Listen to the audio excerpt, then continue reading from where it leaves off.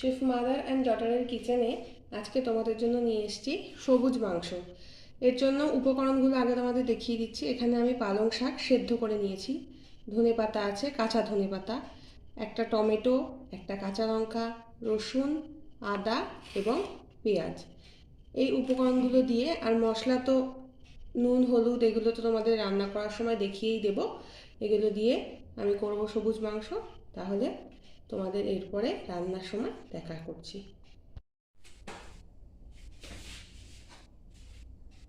এবার তাহলে রান্নাটা শুরু করছি।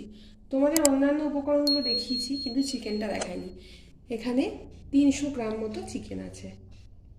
এবার আমি কড়াইতে দিয়ে দেবো সাদা তেল অল্প পরিমাণে।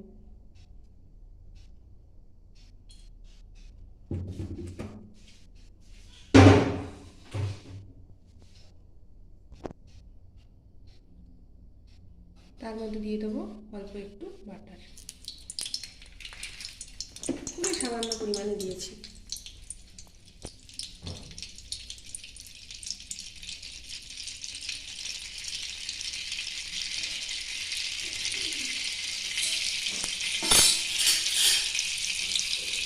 বাটারটা মেল্ট হয়ে গেছে। এবার এর মধ্যে দিয়ে দেবো আদা, রসুন, পেঁয়াজ, টমেটো, কাঁচা লঙ্কা বাটা।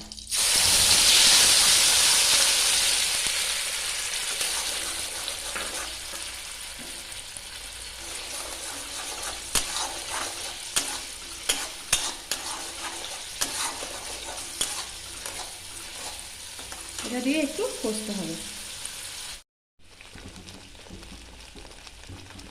এবার এর মধ্যে দিয়ে দেবো সামান্য পরিমাণে নুন,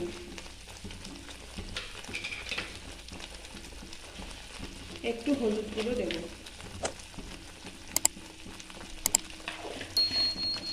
সবুজ মাংস তৈরি করছি, তাই হলুদটা কমই দিলাম, কারণ আমি সবুজ রঙের করব। এবার একটু নাড়িয়ে নেব।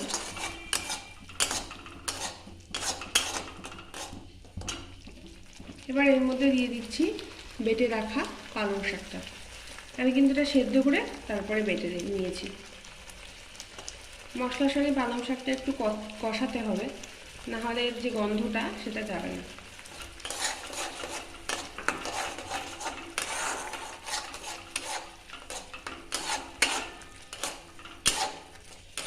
আমার গ্রেভিটা দেখো অলমোস্ট সবুজ হয়ে গেছে।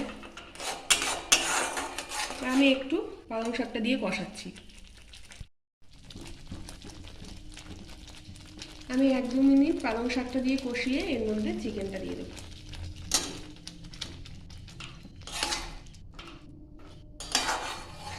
এবার চিকেন দিয়ে আবার বেশ কিছুক্ষণ কষাতে হবে।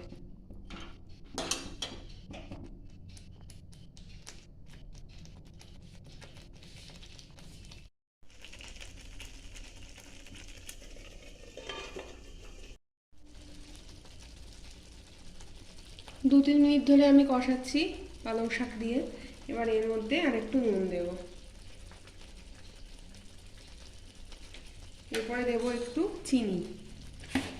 তোমরা যদি না চাও চিনি নাও দিতে পারো। অল্প একটু চিনি দিলাম।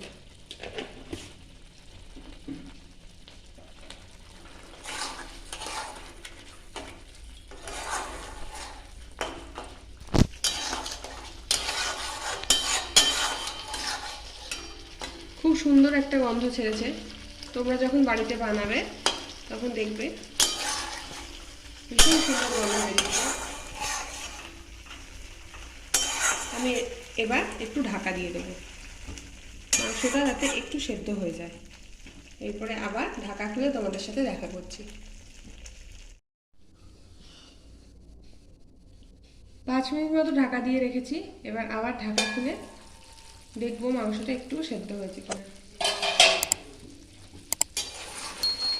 পাশ দিয়ে হালকা হালকা তেল ছেড়েছিল।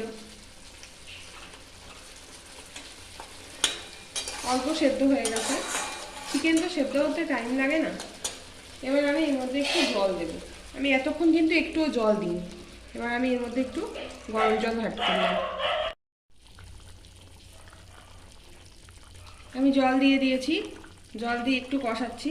এই সময় নুনটা চেক করে নিতে হবে। আমি নুনটা চেক করে নিয়েছি, আমার একটু নুন কম হয়েছে, তাই আমি আর একটু নুন অ্যাড করবো।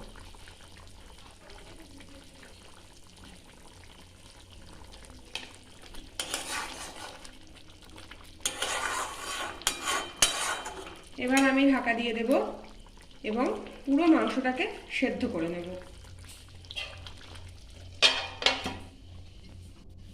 মাংস সেদ্ধ হওয়ার পরে আরও একটা স্পেশাল স্টেপ আছে, সেটা তোমাদেরকে দেখাবো, আবার ফিরে আসবো তোমাদের সামনে। ঢাকা খুলে এবার দেখাচ্ছি। দেখো চারিদিক দিয়ে কিরকম তেল ছেড়ে দিয়েছে। আমার চিকেনটা কিন্তু সেদ্ধ হয়ে গেছে। এবার আমি এর মধ্যে অ্যাড করব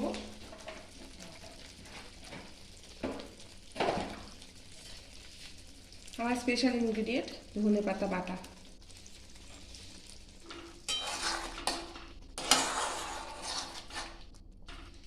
এর টেস্টটাকে দারুণ করে দেবে এই ধনেপাতা বাটাটা। আমি মিক্সি বাটিটা ধুয়ে একটু জল দেবো।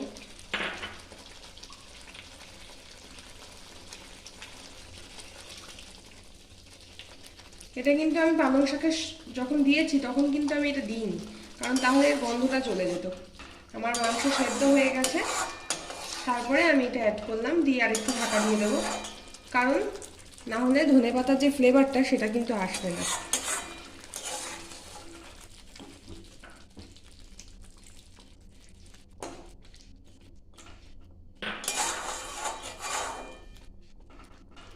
এবার আমি ঢাকা দিয়ে দেবো যাতে এর মধ্যে পুরো ধনেপাতার ফ্লেভারটা চলে যায়। আর এরপরে সার্ভিং নিয়ে তোমাদের সামনে চলে আসছি।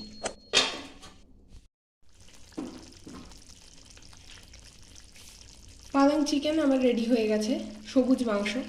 এবার আমি গ্যাসটা অফ করে দিলাম এবং ওপর দিয়ে একটু গন্ধরাজ লেবুর রস দিয়ে দেব।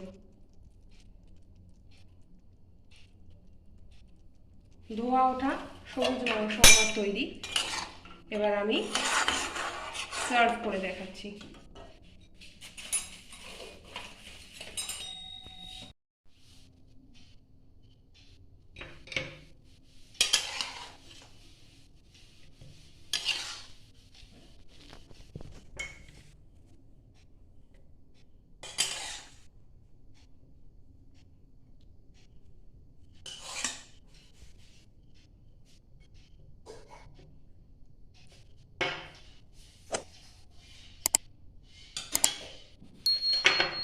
সার্ভ করে দিলাম।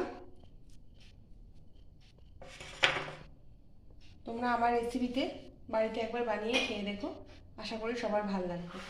তাহলে আজকের মতো এখানেই বিদায় নিচ্ছি। আমার এই পালং চিকেনের রেসিপিটা যদি তোমাদের ভালো লাগে তাহলে একটা লাইক করে দিও, আর সবার সঙ্গে বন্ধুদের সাথে শেয়ার করো, আর আমার চ্যানেলটাকে প্লিজ সাবস্ক্রাইব করো, আমার সাথে থেকো।